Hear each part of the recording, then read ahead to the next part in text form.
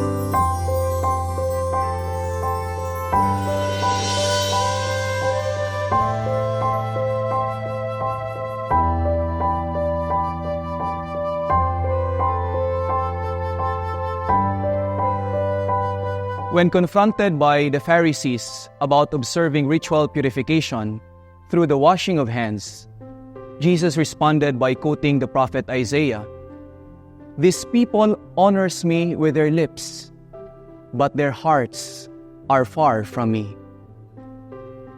Bagaman hindi pinagwawalang bahala ng ating Panginoon ang kahalagahan ng panlabas na kalinisan, He nevertheless focused on the more important matter.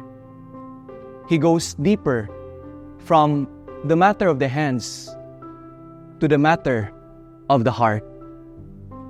In other words, it's not only about, or it's not primarily about external cleanliness, but godliness.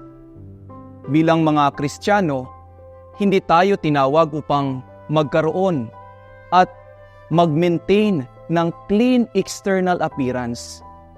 Dahil kung tayo ay talagang mga alagad at mga anak ng Diyos, gagayahin natin siya. God is not afraid to soil His hands by stooping down and scooping clay to create us. And even Jesus Christ is not afraid to have His hands wounded by the piercing nails of the cross to recreate us. Godliness goes beyond and goes deeper than what meets the eye. Ang Diyos ay hindi takot marumihan ang kaniyang mga kamay for the sake of love, for the sake of the heart. And when the Bible speaks of the heart, it is not just an organ of our body o kaya naman isang feeling or sentiment. Rather, the heart pertains to the moral core of our being, meaning the whole person, buong buo. Kaya nga ang commandment ng Diyos ay hindi lang nauuwi sa external cleanliness and conformity sa kung ano ang tama. Hindi lang sa paggawa ng mabuti, kundi tayo mismo ay nagiging mabuti.